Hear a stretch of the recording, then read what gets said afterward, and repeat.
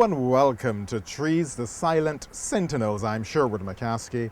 As always, I'm delighted that you have chosen to spend the next 30 minutes with my guest as they now discuss two trees found in Barbados. Once again, I continue to thank you for your kind support and words of encouragement. In last week's program, we discussed three iconic trees. The spotlight fell on the bearded fig tree and the naming of our island by the Portuguese, the careful planting of the cabbage palm to create the appearance of silent sentinels or as landmarks. We also called attention to the coconut tree and its fruit as an income generator here on the island. In this week's program, we shall introduce you to two coastal trees and talk about their role in preventing beach erosion. We begin with a tree that has been embraced by Barbadians and is now seen as a special feature on our landscape. Casuarina trees are so closely identified with Barbados, and yet they are not indigenous to the island. They came all the way halfway around the world from Australia. And that means that they arrived here towards the end of the 18th century because Captain Cook was moving through those parts in the 1770s. And following that, just like so much else from the Pacific area and Oceania, were these trees brought here to Barbados. And they are known here and have been known for over at least 2 centuries as mile trees. There's a great debate as to why this name is. Sometimes it is mentioned that they grow so high that it's an imaginary mile, just to explain the fact that they're so high.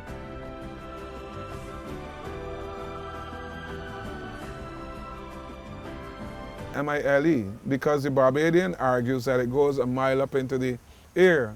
And that is typical Barbadian exaggeration, after all. But still, we love the casuarina tree.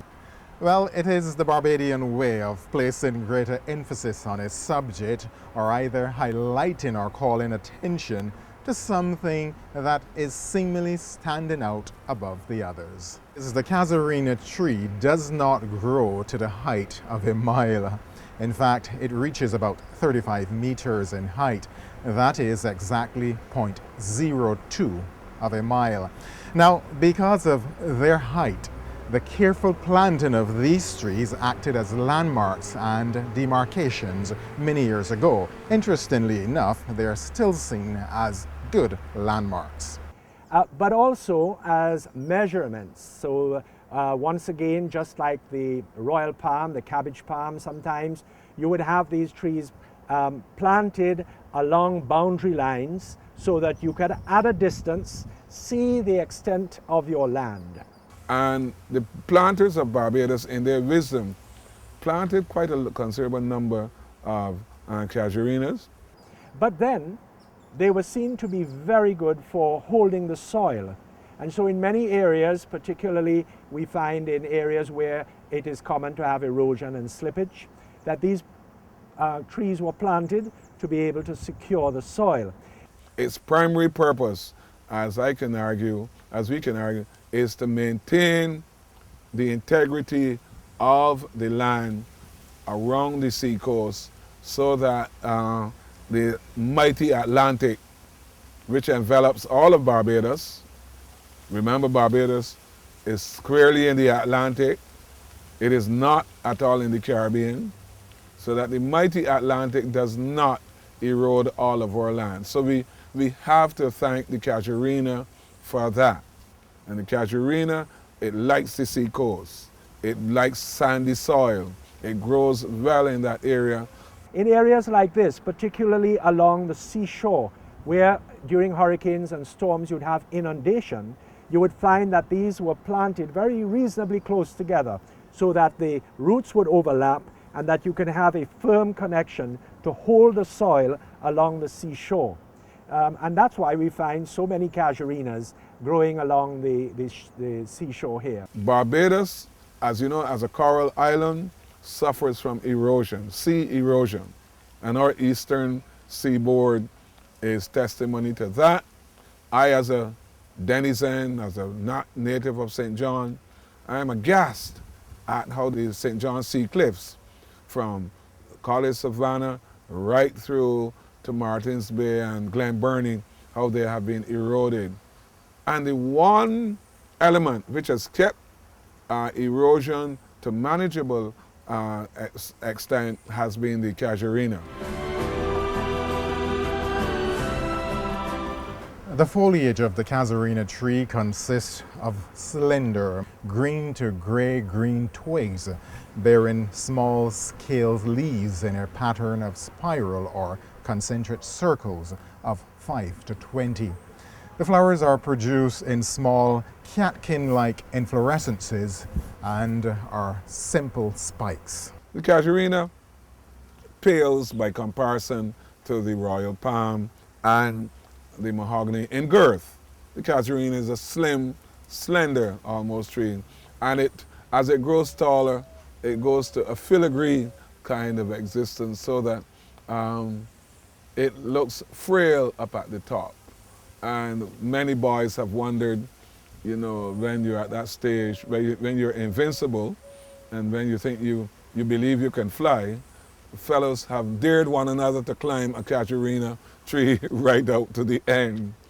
I don't think many attempted, if any survived. But the casuarina tree grows beautifully. It grows almost like a lady's negligee, you know. It's beautiful, dainty, and entrancing and enticing. When I was a child, casuarina trees were still being planted because they were brought in from Australia during the war, because the casuarina wood is one of the only woods that burn green. And since we used to cook with wood, like when I was a child, we used to cook on a wooden coal stove, and the wood would be packed in, you just light it and it would burn green. But sadly with the cane fires, a lot of them, because they burn green, have burnt out. Still, we love the casuarina tree. Not utilized for much except firewood, and it cannot be utilized to make decorative furniture as is the case with the mahogany. While the casuarina tree has been utilized in other countries in the making of furniture, there is hardly any evidence here in Barbados to suggest that we have done the same. What about its propagation? How do they grow? One other thing about casuarina seeds, these kernels are packed with lots of little seeds. And actually what happens is rats come up the tree, pick the kernels, and they move with them and therefore spread the seeds around. So once again, an animal, that is the rat, and there were earlier what they call rice rats in Barbados, they would distribute the seeds across the land. So this is one method of propagation, using a symbiotic relationship between animals and the tree. As you have heard in a previous program, in 2015 the baobab tree did inspire heraldic artist Anne Rudder to create a beautiful piece about the tree. Over the years, the casuarina tree has also inspired many a writer to pen beautiful pieces of poetry about the casuarina tree. It has inspired artists. Of course, many paintings have been done of casuarinas, and poets. There's a famous poem by Frank Cullimore written in 1945, Beneath the Casuarinas. And when you read it, you just get the feel of what it's like to be in a forest of casuarinas, the soft fallen leaves, the needles of the casuarinas below you, the sound of the sea, the wind coming through the casuarina branches.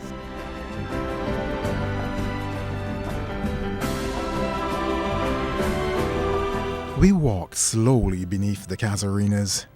Our feet make no sound on the thick piled spread. Beneath the tree's shade, all is silent. We walk with muted footsteps and no word is said. Overhead the casuarinas strain upwards to the sky, their dull green plumage vainly poised for flight. Around us everything is strange and still, and all is filled with an unreal light. We pass from their shadow out into the sunlight, and the silence echoes and re-echoes within us as we go. But it's nothing more wonderful than sitting under a casuarina tree, listening to the wind blowing through.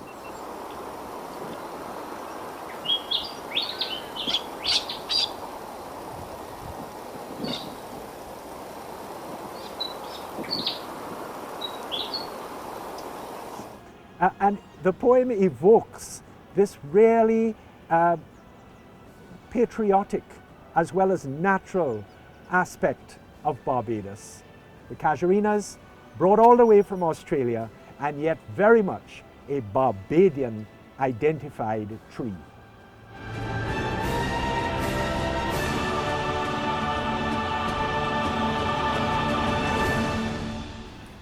Providing shade, improving the value of your property, acting as landmarks, and certainly preventing beach erosion here in Barbados. These are just a few of the many benefits of the casuarina tree on our beautiful island. Now, speaking about beach erosion and its natural prevention, my colleague Carla introduces us to a tree that was known by the Spanish conquistadors as the apple of death.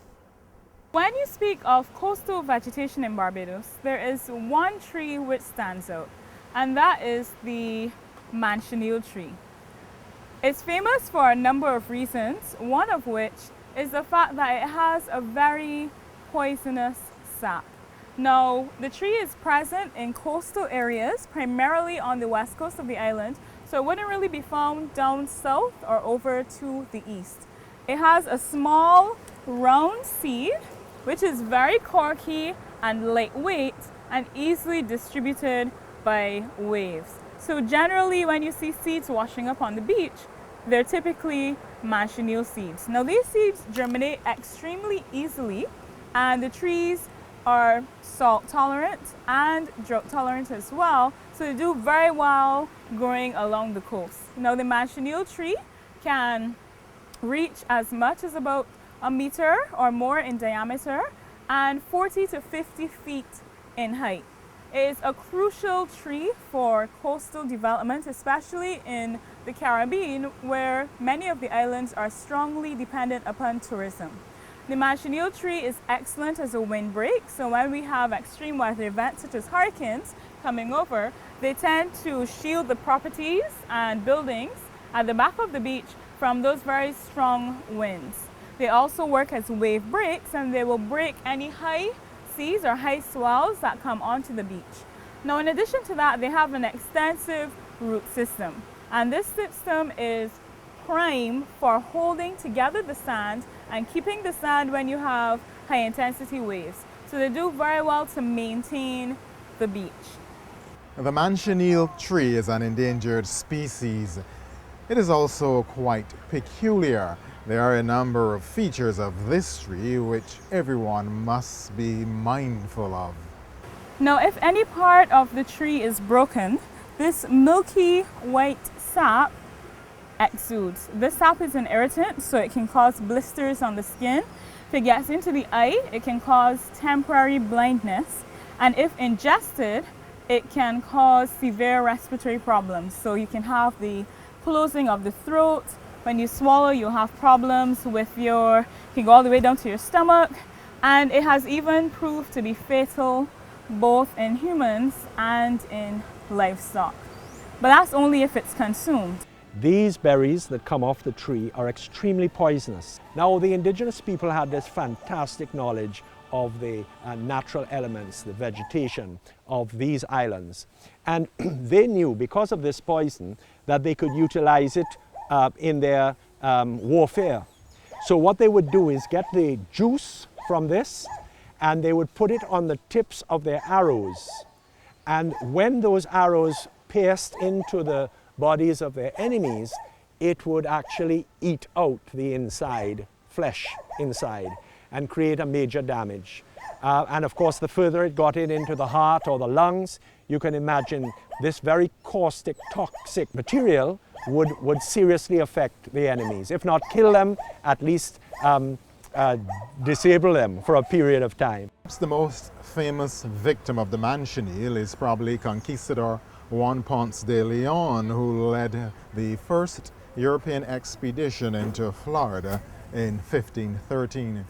He returned to colonize the peninsula 8 years later, but his invasion met resistance from the Amerindian fighters, who laced the tip of their arrows with poisonous sap of the manchineel tree and reportedly struck Ponce de Leon's thigh during the 1521 battle. He fled with his troops to Cuba, where he eventually died from his wound. But there have been a number of antidotes or cures which have been mentioned by regular Barbadians. So I learned today that if you do get manchineel sap into your eye, one way to clear up the issue is to apply about 2 to 3 drops of breast milk directly to the affected area. And supposedly one guy told me that after applying, when he came to the beach, he came home with his eye swollen, he got some of the sap from the manchineel tree into it, and his mother sent him down in the village to a woman who just recently had a child, and she put a couple drops of breast milk into his eye and it cleared right up. Now, there've also been records of the leaves of the whitewood tree and the bearded fig tree both being antidotes for skin irritation. So if you were to get, supposedly, if you were to get the sap on your skin and then you were to get some whitewood leaves or bearded fig tree leaves and crush them, you could then apply them to the skin, and I believe that's supposed to prevent or help clear up the blistering. Now, these were from Hughes and Poole, and their books are written in the 1750s.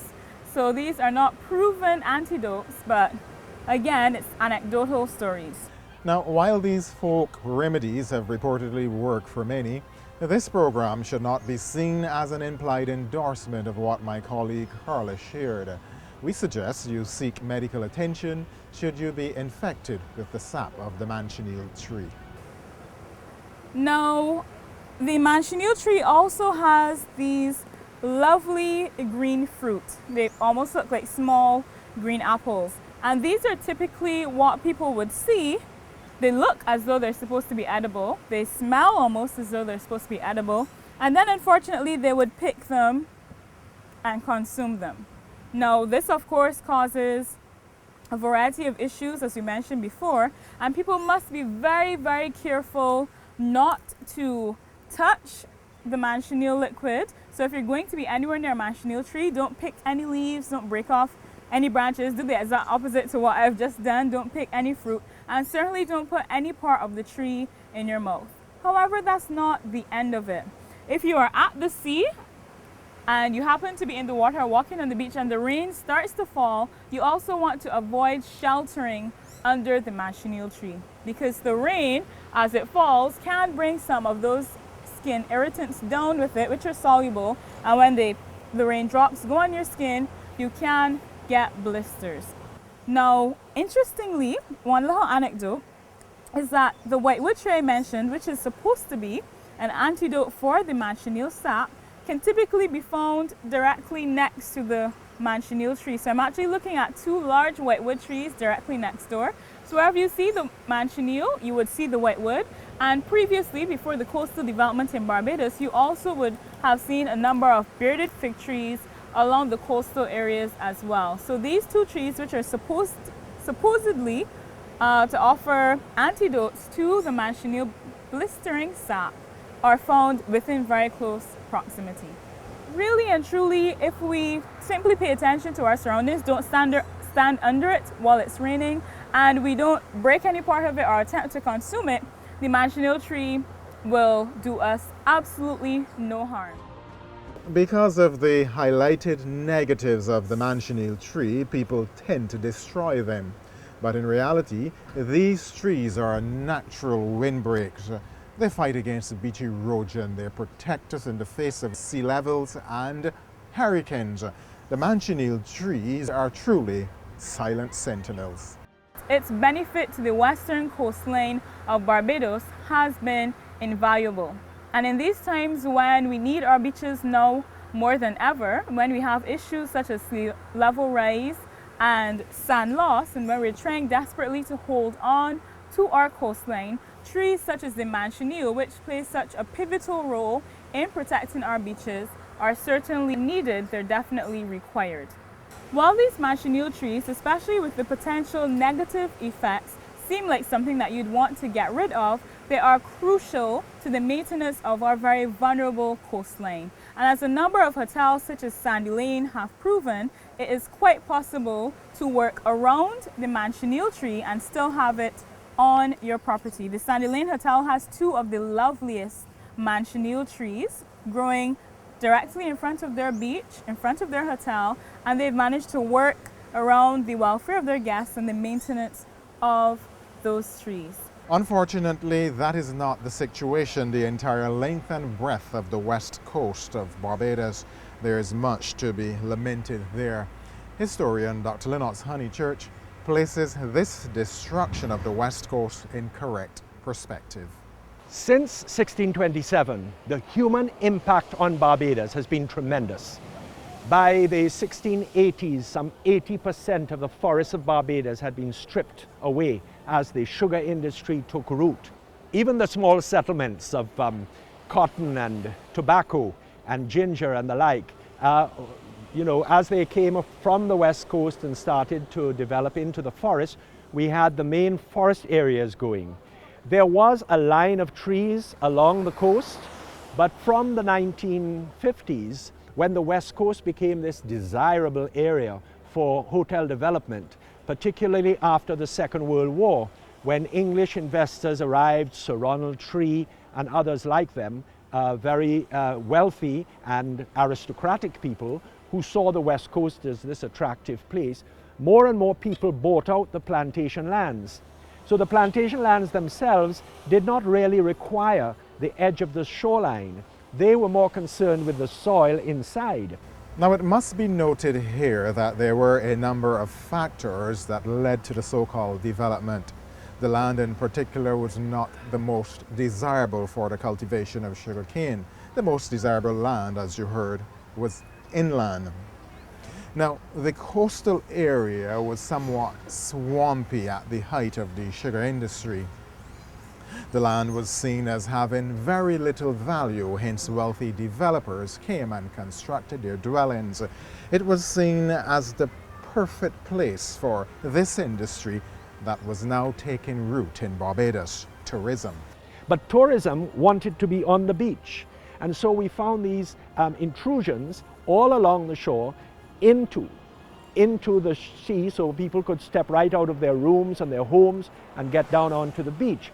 This was very damaging indeed, because what it did, it removed those natural inhibitors of erosion, that is the trees like the casuarinas, the mahogany, the manchineel, their tree roots holding the soil, and then the beach started to erode as a result. Whenever the developers take over an area on the west coast and build their mansions worth 10 and 15 million Barbados dollars, the first casualty are the trees.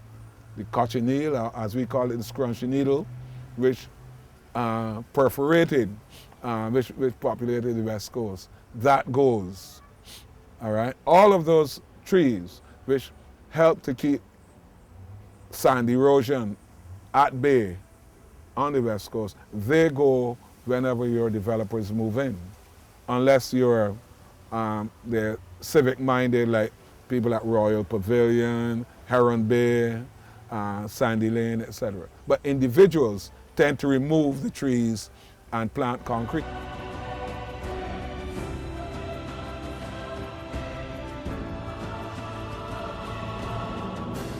And there's another impact, that the closer the houses got to the seashore, the more people would put in walls or sometimes big boulders, but initially sea walls.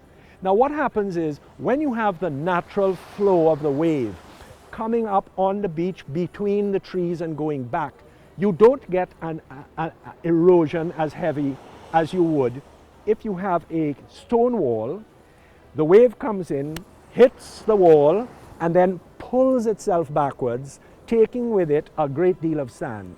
So the more developed that the West Coast became, and the more crowded and it became with buildings and walls, the more the erosion of the sand developed. So when you see aerial photographs of the 1940s and 50s, you will notice that the trees are very thick along the shoreline and that the beaches along the West Coast are much wider. And there has been, because of human interaction and construction over the last 50, 60 years, it has really impacted very negatively along the coast. Carla has been following the work on the western coast of Barbados for a number of years with her Barbados Sea Turtle project. Like Dr. Honeychurch, she is very concerned about what is occurring there. As you can see behind me, there has been a lot of work done in recent years to stabilize the west coast of Barbados. There are breakwaters which have been put in to reduce the force of the waves, and there are also groins which have also been put in place to encourage the accretion of sand. Now, one of the primary reasons is because the sand is gone. While beaches are transient in nature, we will generally have some years a very wide beach, then the sand is lost and the beach narrows naturally. Eventually that sand returns. However, when we build and we put hard structures in, when we remove the trees, those are the times when, once the sand is removed, unfortunately it doesn't come back. When you have a hard structure at the back of the beach, the force of the waves come up, it hits against that wall or whatever that structure may be, and it literally will dig the sand from in front of that structure. So eventually you get the sand being removed, there are no trees in place to hold the sand in place. So once that sand is gone, it doesn't come back.